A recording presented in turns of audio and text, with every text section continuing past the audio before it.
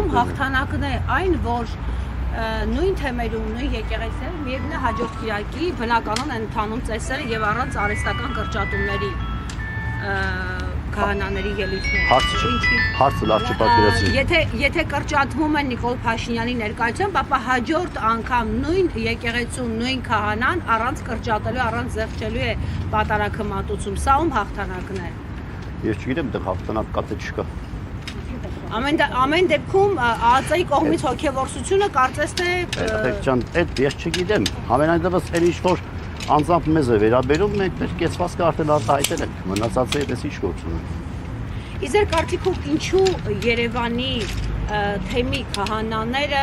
ցույց չեն տալիս դիրքորոշում։ Նրանք նույնիսկ Facebook-ներից են կորել։ Մենք քահանաներ ունենք, որ շատ ակտիվ են եւ հարցազրույցներով, եւ հանրային շփումներում։ Նրանք նաեւ ակտիվ են եղել Սրբազան պայքարի շրջանում, բայց այս շրջանում նրանք անհետացել են սոցցանցային տիրույթներից եւ չեն ուզում իրենց դիրքորոշումը Երևան։ Ճնշումներ կա նրանց վրա։ Չեմ կարծում, չգիտեմ, կարող է զգուշավորությունը ինչ իմանամ։ Իրենց պետք է հարցնենք։ Բայց ամեն ինչ շատ հստակ չէ, կարելի է զգուշավորություն։ Ես Շիրակի թեմի հոգևորական եմ, Երևանի հոգևորականի փոխարեն ոնց պատասխանեմ։ Գիտեք, Նարեկ Սրբազանի հետ խոսել եք Վազգեն Միրզախանյանին, Գևորգ Սրբազանին եւ մյուսներին, ինչու էր հրավիրել Գյումրի կամ երբ էր հրավիրել։ Բայց դուք Նարեկ Սրբազանի տեղը չգիտեք։ Գիտեք, բայց ես իրա փոխարեն ոնց եմ պատասխան տալ։ Գուցե խոսել եք իր հետ, դուք էլ գիտեք։ Ես բայց իր փոխարեն չեմ կարող պատասխան տալ, չէ՞։ Բայց մեկնաբանություն կամ խոսել եք դուք արդյոք իր հետ։ Ձեզ չի մտահոգել այդ հարցը։ Ես մինչև որ իր հետ խոսեի, ես իմ մեջ որոշակի ենթադրություն ունեմ։ Ունեցել եմ, չեմ սխալվել։ Բայց լավ, այս ամենը ըստ ինչով կարող է հանգուցալ ուսվել։ Իշխանությունը որևէ կերպ չի այսպես։ Երեխեք ջան, մի բան կարող եմ ասել։ Դե ներկայում մենք ոնց ենք պատկերացնում ամեն մեկս։ Բայց պատմությունից կարելի է նման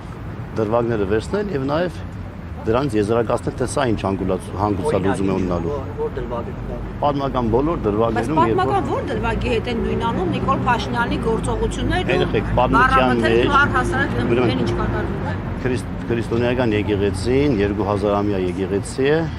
եւ դրա անբաժանելի մասն է հայ առաքելական եկեղեցին, որը նույնպես 2000-ամյա եկեղեցի է, որից 1700 տարին pedagogan կարգավիճակով։ Հիմա իհարկե pedagogan չէ։ Ուրեմն այս ամբողջ 2000 տարվա ընթացքում եկեղեցին միշտ ունեցել է իր վրա մախումներ եւ բոլոր տեղերից ինքը դուրս եկե հաղթանակած։ Այսինքն դες չի ընկճում եւ չի վախեցնում Փաշինյանի համարձակ սցենարները։ Երեխեք ջան, անունները տալիս եք, դա ինձ շատ չի հետաքրքրում, թե ում սցենարն է։ Ինքը իրենն է, ումն է, ինչ խոսքով ասած մաքրելու տեղապահի ընտրության հարց է քննարկում, Ինչ անենք։ Դրանք մեզ չեն հուզում։ Մեր եկեղեցին ասում եմ անցել է ճանապարհներ։ Նիկոլ Փաշինյանի քայլերը որևէ արդյունք չեն տալու։ Եկեղեցին մնալու է այնպես, կաթողիկոսի գլխավոր։ Երբևէ եթե պատմության մեջ լսած եք, որ որևէ մի անհատ մարդ Արարած դուրս եկե Աստծո դեմ ապստամբելու եւ հաղթել է, այստեղ կարող եք այդ հարցերը տալ։ Իսկ եթե շատ ու շատ հոգևորականներ համարում են, որ սա ոչ թե Նիկոլ Փաշինյանի ծրագիրն է, այլ Նիկոլ Փաշինյանը ընդհանրապես իրագործում է Փաշասադեի պլանը, այս դեպքում մենք էլի նույն համարձակությամբ կասենք, որ հաղթանակը միևնույն է եկեղեցու։ Եթե շատ հոգևորականներ այդպես են մտածում եւ արտահայտում, իրենց պիտի հարցնեք։ Չէ, այդուհանդերձ, եթե համարենք Աստված միարասե, որ այս ծրագիրը ոչ թե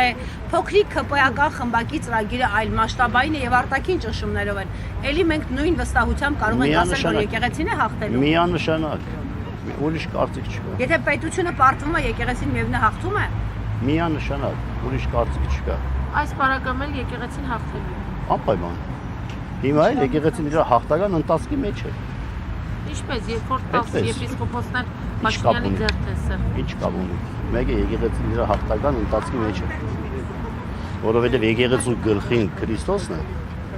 Իսկ Քրիստոսն հայտարարել է, որ ես հաղթեցի աշխարհին։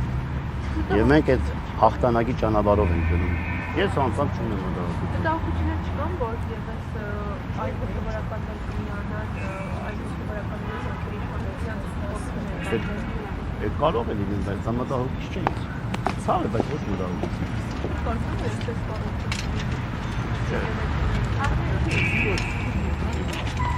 եկեղեցու ներսում չի լինում բարակ։ Եկեղեցու ներսում լինում են առանձնացումներ, որոնք ինքնաբերաբար եկեղեցուց դուրս են համարվում եւ եկեղեցու ներսում մնում է չպարակված։ Շնորհակալություն։ Շնորհակալություն։ Ապրեմ։